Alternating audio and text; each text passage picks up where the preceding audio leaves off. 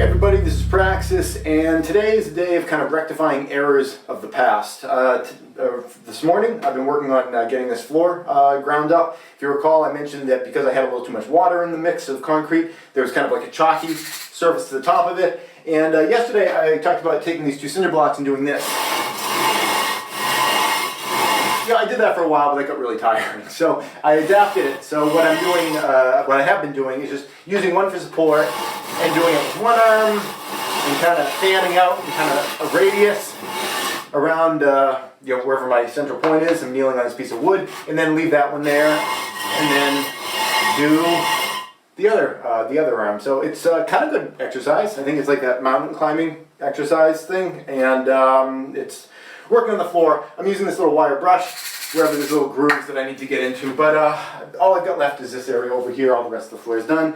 It's taking time, but I oftentimes think, would it make more sense to do all the research ahead of time and do everything perfectly the first time, or does it make sense to occasionally make a mistake? And I think it kind of probably, for me, makes more sense to occasionally make a mistake, because usually when I just kind of guess my way through it, usually I get it right. Occasionally I have an error, and I have to rectify it with something like this. But usually my instincts get it right. And I think for all the amount of time it would take to research everything that I do before I do it, it would probably take more time to research than it does to occasionally fix my mistakes.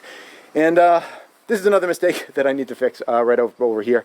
I mentioned yesterday this part of the roof was getting wet. It was like ending right around there, and I was speculating it might have had something to do with this branch. Maybe the rain was, hitting it and splashing or whatever. That's not the case. What's going on is the water's coming down the roof, and it's backing up underneath these between the flashing and the roofing material. It's just using capillary action with the surface tension of the water to pull itself back up and around the backside of the flashing. I was brainstorming a couple different ways that I can address that. One is to just pull out all these lower screws and slide like a really long piece of flashing that goes pretty far back up there, and that would probably be fine. I think that would solve the problem, except that wherever the water backs up around these screws, it would back up and there's no gasket under the screw, so then you'd have a point of the water going down into the wood from there. I guess I could caulk them with silicone glue, but I think ultimately what I'm just going to do is what I should have done in the first place is just take the whole roofing panel and slide it down, so that instead of it landing on the flashing here, it'll just come just over the flashing, and I think that'll solve my problem just fine. It will require pulling all of the screws, but I'll do it panel by panel. There's 12 screws here. I'll pull all the screws, slide it down an inch, reset all the screws. This one and all the others have 16 screws, so I'll pull the 16 screws, slide it down an inch, then reset all the screws.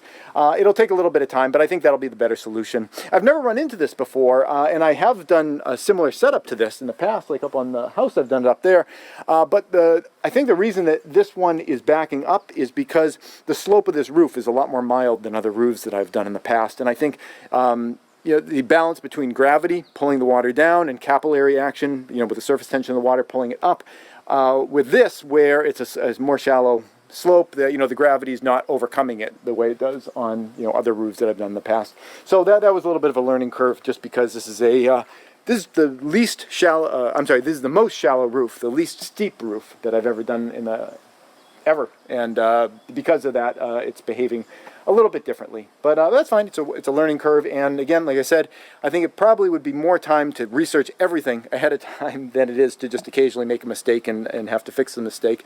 And nobody can ever accuse me of not fixing my mistakes after I make them, because they bug the crap out of me. And it's the first thing I want to do is just rectify that mistake, and then got a clean slate to move forward. That's it. Thanks for watching.